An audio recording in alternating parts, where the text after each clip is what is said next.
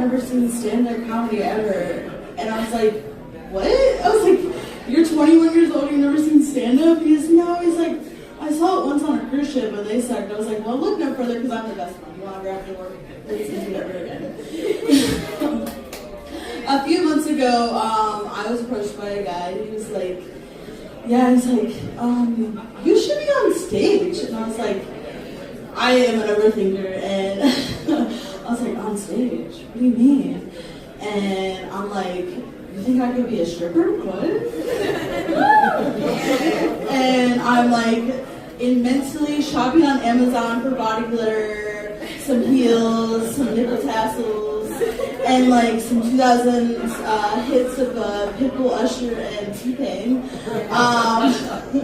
And then I'm like, no, I could never do that. Like, my parents didn't raise me like that. And then I was like silent. It was like in my head, just trying to like figure out how I can like say, no, I don't want to be a stripper. And he was like, you know, like stand up. And I was like, oh, so you don't think I can be a stripper? I definitely learned a lot from last week. I know what to expect now.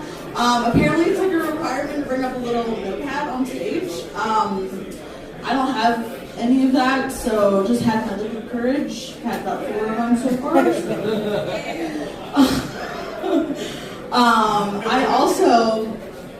I invited a lot of people that I probably shouldn't have last week.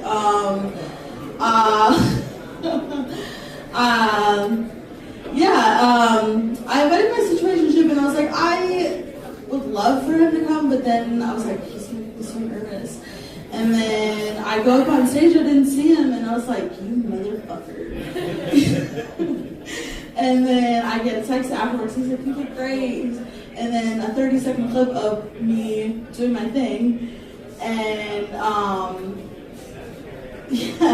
and he's like, he's like, I'm like Batman. He's like, I'm there when you need me. He's like, and I sneak in and out.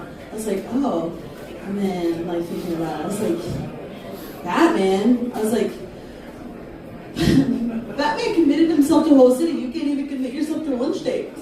And then I was like, you know, Batman, like, decided to burn the love of his life in a building, right? To save a corrupt politician. I was like, you know, if it came down to me and Donald Trump, I was like, who's sending you shower pics at midnight? So I'd like to think with your head, buddy.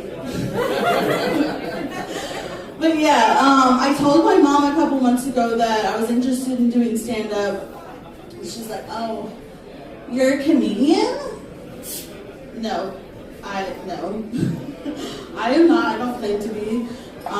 It was just a dream of my mom, a hobby. I was like, it's not like I have a black scarf around my neck and I'm like, I'm doing the arts now, mother. I'm not claiming to have a Netflix special or anything. I'm not Matt Rife. She literally laughs at everything though, so I'm not really sure why she said that.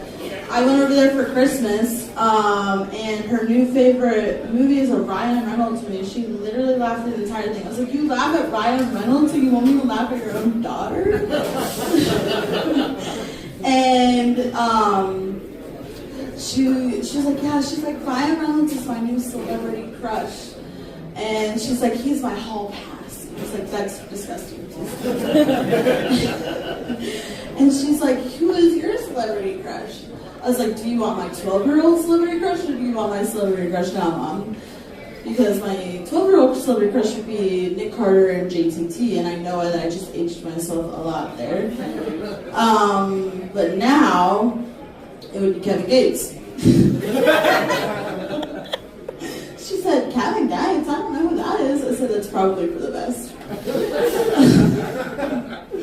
I was super nervous about today, and I took a nap, and I woke up, and apparently my dog hates me, and I have this giant sty in my eye, so I don't usually look like Quasimodo, but I mean, kind of, sort of, yeah, but not with a fat eye.